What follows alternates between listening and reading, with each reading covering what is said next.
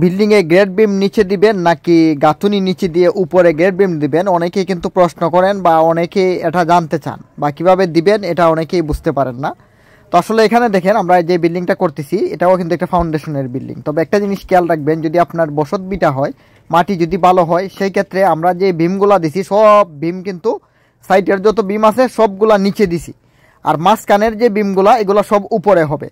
তো এটা কতটুকু নিচে দিছি, যেমন আমরা এই বিটটা হবে ধরেন এই মেন বিটা থেকে 3 ফিট উচ্চতা বা 3 ফিট 3 ইঞ্চি, নিচের গ্রেড বিমটা দেওয়া হয়েছে 15 ইঞ্চি দেওয়ার পরে ওইটার উপরে কিন্তু 2 ফিট গাঁথুনি করা হয়েছে, 2 ফিট গাঁথুনি করা কইরে তারপর কিন্তু বিট লেভেল পর্যন্ত করা হয়েছে।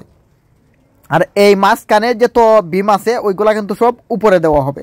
তো এখন অনেকেই বলতে পারেন যে ভাই এটা তো আমাদের ইঞ্জিনিয়ারে মানেন না, বা এটা দিলে কি কোনো ক্ষতি হবে, বা এটা দিলে কতটুকু গ্যারান্টিযুক্ত। এখানে দেখেন আমরা যখন এই গ্রেড বিমগুলা সব সাইডের বিমগুলো সব নিচে দিব আর মাঝখানের বিমগুলো যখন উপরে দিব, এখানে কিন্তু অনেক এই যে সেভ হয়, সেভের যে একটা বিষয় যে ইট দেখেন এখানে প্রায় যতটুকু বিল্ডিং আছে, তো প্রায় যদি আমরা হিসাব করি তাহলে 3000 স্কোয়ার ফিটে প্রায় 6000 ইটের মতো কম লাগবে। তাইলে 6000 ইটও কম লাগলো, আর কাজও কিন্তু যে একবার দুর্বল হবে বা দুর্বল হবে এরকম না, কারণ আপনার এটাও কিন্তু ইঞ্জিনিয়ারিং প্ল্যানিং বা পরামর্শ মতো এই কাজটা করা হচ্ছে। তবে আপনারা যদি কোনো কাজ করতে চান, আপনার এই যে ইঞ্জিনিয়ার আছে তাদের কাছ থেকে আপনার মন যদি দুর্বল থাকে বা আপনি যদি মনে করেন যে আপনার কাজটা দুর্বল হবে, তাইলে অবশ্যই যে আপনার সাইট ইঞ্জিনিয়ার আছেন বা আপনার ডিজাইন যিনি করবেন ওনার কাছ থেকে পরামর্শ নিয়ে কাজগুলো করবেন, তাহলে ভালো হবে। তো এটা আমাদেরকে আছে প্রশ্ন করেন যে অনেকে যে ভাই আসলে এটা কোনো সমস্যা হবে কিনা।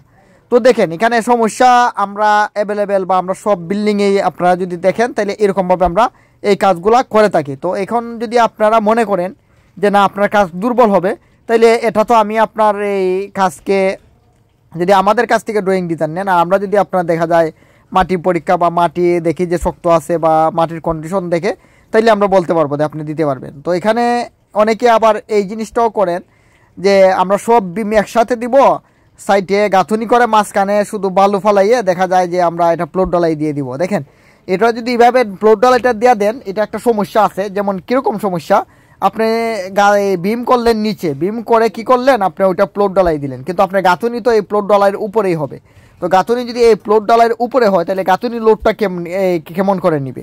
তো সেই ক্ষেত্রে আমরা এটাতে আমরা এই ওয়াগুলা দেই না যে আপনি এইভাবে করতে পারবেন, কারণ দেখা যায় যে গাঁথুনি অনেক সময় ফেটে যেতে পারে। আর আপনি যদি বিম দেন, বিমের উপরে অবশ্যই গাঁথুনি করে তারপর প্লট ডলাইটা দিতে হবে। তবে এটা আমরা যেভাবে করি, এটা বললাম যে আমরা সাইডে গাঁথুনি করি, বিমের যে বিমের গাঁথুনি আছে বিমটা আমরা নিচে দেই, বিমের উপরে গাঁথুনিটা করি।